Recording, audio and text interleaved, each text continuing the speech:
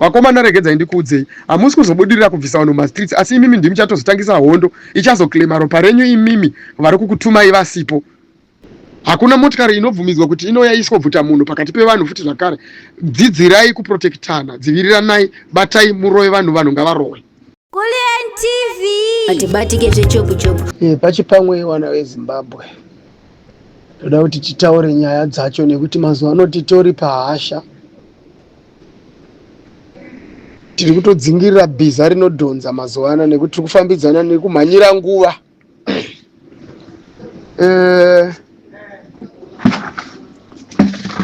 Ndine mazwi mashoma ndoda kuti ndiise ipapa, nekuti mazuva atiri haasi mazuva ekuti kana uine zvaunenge waona, zvaunenge waziva, unonyarara nazvo. Saka chese chatinosangana nacho mumazuva mundima umu tinenge tifanira kuti tuye nacho pachena chitaurwe, nekuti ndozvo zvakatoita. Kusvikira zuva redu rasvika taita protest. Pane nyaya yakatenderera ine tsamba yemapurisa iri kutaura nekuyambira vanhu pamusoro pekufamba nezvombo.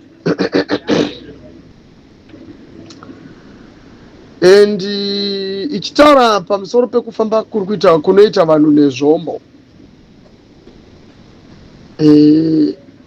tsamba iyoyo ichinyorerwa muvanhu vese vemunyika yeZimbabwe, vari munyika yeZimbabwe,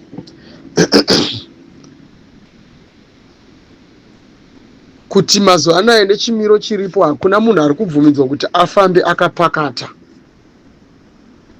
Vamwe vanopakatira muhomwe nemunzvimbo dzavo dzakavanzika zvokuti munhu anenge atori nebanga, mumwe anenge atori nerekeni. Rekeni chaidzo dzakanzi dziri kusungisa izvozvi kufamba munyika yeZimbabwe. Nechinhu chese ringave bhemba kana demo kusanganikwa newe nemapurisa wene demo, unosungwa. Handiti mazvona. Zviriko zvine faini, yes. Haisati yataurwa faini yacho paunoibhadhara, asi mutongo wanzi unogona kutongerwa kuti uvharirwe. It's almost 6 months. Munhu wakavharirwa kuonekwa uine rekeni kana banga kana kuti bhemba. Kune dzimwe nzvimbo dzakatotaurwa, handiti dzichitotaurwa kunzi nzvimbo idzodzo dzakati wandei. Ndichaita kuti Kuliant ndikukumbire utumire nzvimbo dzese idzodzo vanhu vagere mukati madziri vagone kudzinzwisisa kuti munzvimbo medu umu tiri kurambidzwa kuti tifambe takabata zvinhu zvinokuwadza, nekuti vanhu vanozokaruka vaakusungwa. Hazvina kuzonaka izvozvo kuti vanhu vatange kungosungwa-sungwa wachinzi takataura, nekuti havazi vese vane access yekuti zvese zvinenge zvanzi izvi vanosangana nazvo. Nekuti kugara nekugara vanhu vanogara vaine zvinhu zvavo zvavanofamba nazvo vaine zviri mudzihomwe dzavo kuzvidzivirira, nekuti munzvimbo dzatinogara umu mune zvimiro zvakasiyana-siyana. Saka vanhu vamwe vane zvinhu zvavanozvidzivirira nazvo. Mumwe anozvigarira nerekeni dzake, mumwe anogona kufamba aine chaainenge ainacho chekuzvidzivirira. Asi nyaya yangu iri kuti munyika yese yeZimbabwe, ndanga ndichitokumbirawo kutokumbira zvangu nerudo, vanhu ngatiregedzei kufamba nezvombo, tinowanirwa mhosva dzisipo. Kune zvinhu zvakatsanangurwa, zvinhu zvinokuvadza, zvese zviri kunzi zvisiyei kudzimba. Musati pese pamunenge muchifamba munowanikwa muine zvinhu izvozvo, munosungwa ukagara mujeri 6 months usina zvako mhosva, nekuti vanhu vaya vari pahasha vari kungofungidzira zvese. Saka ndinokumbirawo vana veZimbabwe, ngatiregedzei kufamba tine zvombo. Ndiri panyaya imwe chete iyoyo pamunenge muri futi zvakare hapabvumidzwe kuti pasvike vanhu vanosikoburitsa zvombo. Vanhu ivavo vanenge vasiri vanhu vemutemo, vanhu ivavo vanenge vari mabhinya. Handiti makazvoona last week pakabatwa mumwe murume akanga aine full combat camouflage yemasoja chaiyo akatopfeka, akatadza kuzopindura mibvunzo yaakanga achibvunzwa nepovho mustreet achishandisa uniform yemasoja. Saka izvozvo zvinotipa picture yekuti nyange ungave mupurisa usangouye nezvombo pasina problem iripo, nekuti isusu hatichazivewo masoja nemapurisa, nekuti taane mbavha dzinouya mukati matiri, tinokuwadzwa tichiti munhu ndewe mutemo achiuya aine zvombo. Handiti mazviona? Mapurisa kana muchienda kunosunga muZimbabwe hamushandiswe pfuti.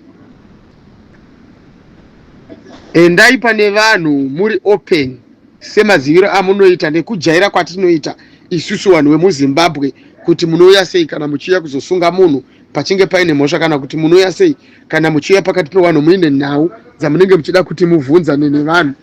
Musauye makapakata nekuti hatichakutembai. Uniform dzenyu dziri kubiwa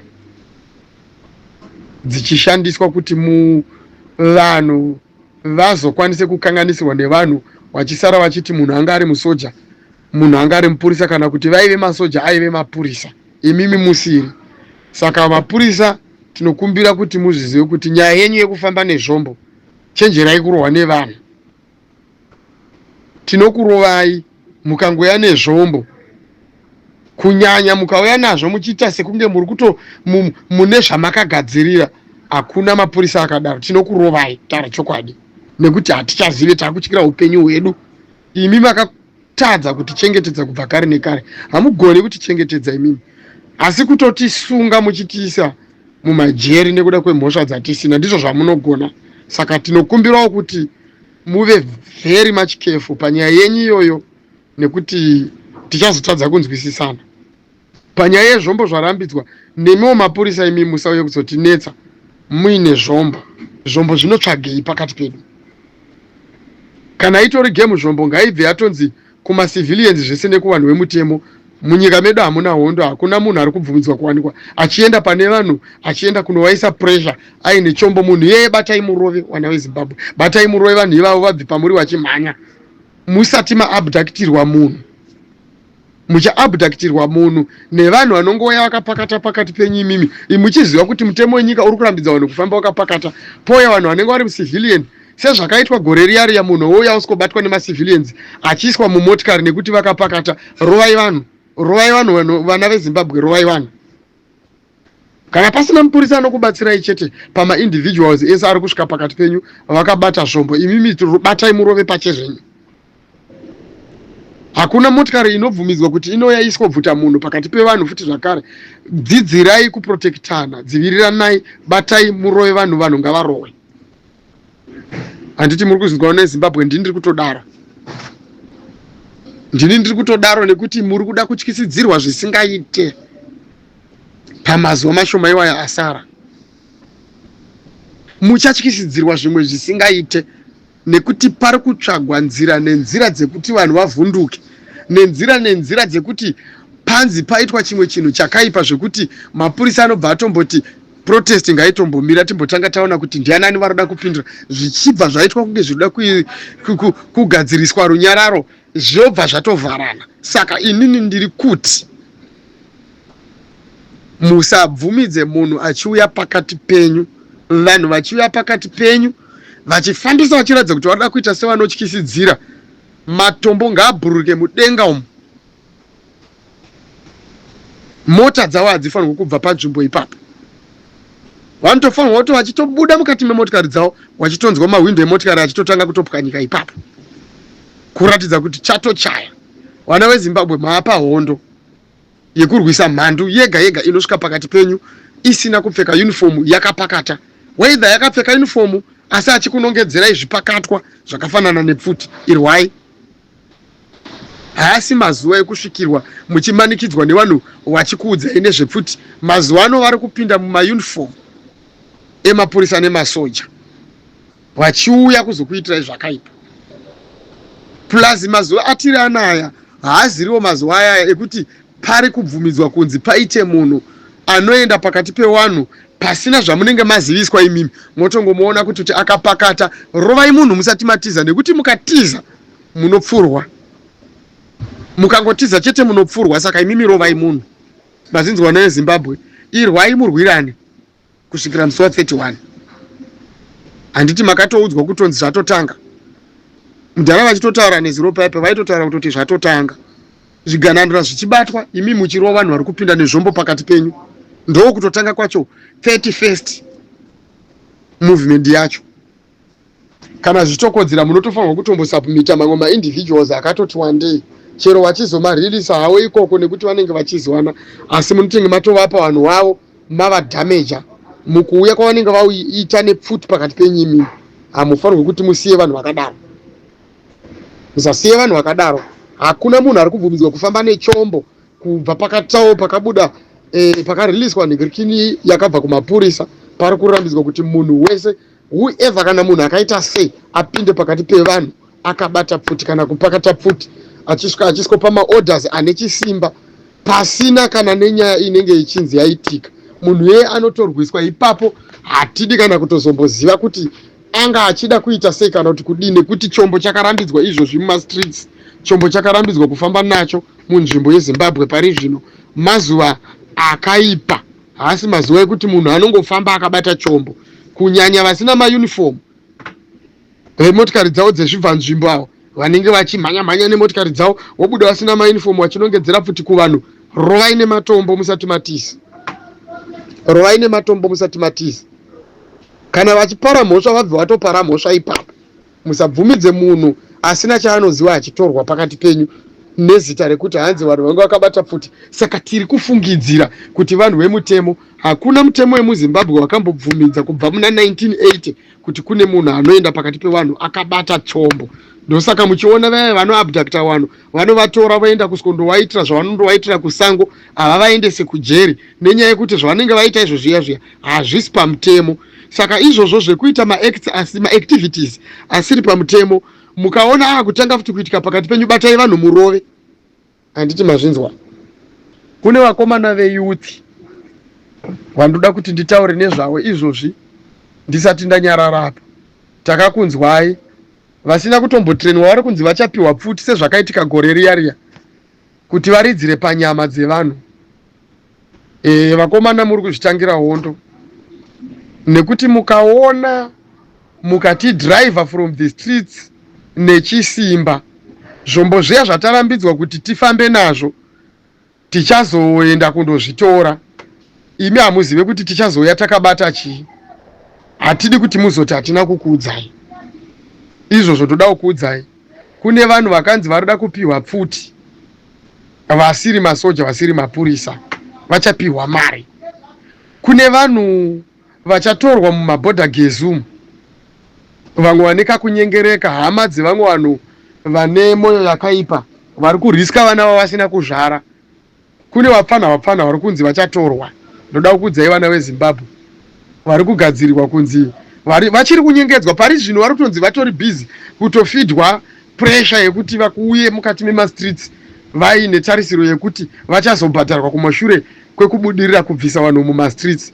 Vakomana regedzai ndikuudzei, hamusi kuzobudirira kubvisa vanhu mumastreets, asi imimi ndimi chatozotangisa hondo ichazoklema ropa renyu imimi vari kukutumai vasipo. Ende izvozvo hazvisi kuzomisa futi 31st March protest ichabva yapfuurira ichienda mberi, asi imimi ndimi munenge matoitena into a violent, handitika, situation zvekuzopedzesera violence iyoyo yaenderera mberi kusvikira kure kusvikira vamunangagwa vazobva pachigaro vachazobva zvinenge zvatongone violence, asi imimi wacho munenge matofa, muchafira mumaoko mevanhu muchitumwa makapfekedzwa zvimauniform izvi kunzi endai munopfuura vanhu panyama. Vanhu vakatrenwa ndo vanofanirwa kuti vatore pfuti dzavo, kana zviri pamutemo ngavashandi vemutemo ivo vauye kuzopfuura vanhu panyama, vasangane nemaconsequences ekuuraya vanhu. Imimi makatarisa imimi, kwete kuti vatume imimi. Ndatokuudzai vakomana veyouth, ndakuudzai vakomana, kuna vamwe vakomana vebhodha gezi, ndinokuzivai, ndinotokuzivai. Aya musade kutomboramba zvenyu, ndinokuzivai.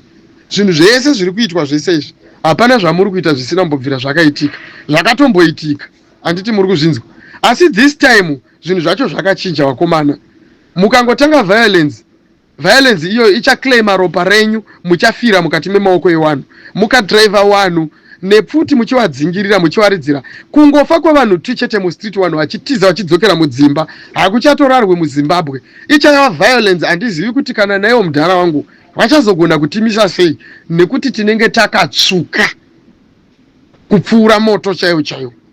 Tichava violent, zvimwe zvinhu zviri uncontrollable zvekuti hameno kuti tichamisika sei kana tikaurayirwa vanhu musi wa 31 March. Izvozvo ndoda kuti ndizvitaure. Vachauya havo vachizvitaura vakomana, ananyoka yemabhunu vachauya vachizvitaura. Mukangotitanga chete vakomana, tichaita utsinye hwamusati makamboona. Tichasarudza kuti muZimbabwe mutombosara mungori ground risina kana chirimo. Tozoita rebuild nyika yedu kana tichinge tapedza, nekuti ndedu tinovaka tega, nyika inovakwa nevene vayo. Anti mazvinzwa. Saka isusu tichavaka tega, takazvipira kuti tichazoivaka tega. Asi kana mukangoya zviri violent chete, toda kuti kutaurire chete. Violence iyo ichaclaima ropa renyu imimi wacho munenge muri pa forefront. After that, hatisi kuzomira tichabva taramba tiri violence, because tanga taregedza kuva violent nekuudzwa kwemaudzirwa atakaitwa navageza zvakanzi musave violent, nekuti isusu taitoda kuti zvive violent, nekuti ndo zvatanga takagadzirira. Saka takarambidzwa kuti zvive violent. Mapurisa imimi mukauya muchiti ngazvisave violent, asi vakuru venyu muvaudze kuti they need to make sure kuti hatisi kuzoprovokwa, nekuti tikaprovokwa it's uncontrollable until to the end. Izvozvo ndo zvandoda kuti nditaure. Handidi kana kutombonyeba zvangu, ndatopedza. Ndofunga ndatorebesa futi audio yacho, asi tachida kuti zvinyatsokutaurika, zvinyatsonzwisisika. Ngatisiyanei nenyaya yekubata zvombo tichipakata. Handi mazvinzwa.